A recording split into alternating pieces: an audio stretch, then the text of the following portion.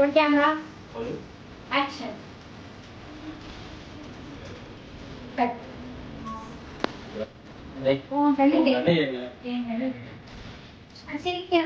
நீங்க ஸ்லோவா போறப்ப நீ கொஞ்சம் ஸ்லோவா தான் இங்க வந்து ஃபர்ஸ்ட் போன் எடுத்து பாக்குறீங்க மூணாவது வாட்டி. ஓகே வந்து சார் பாருங்க.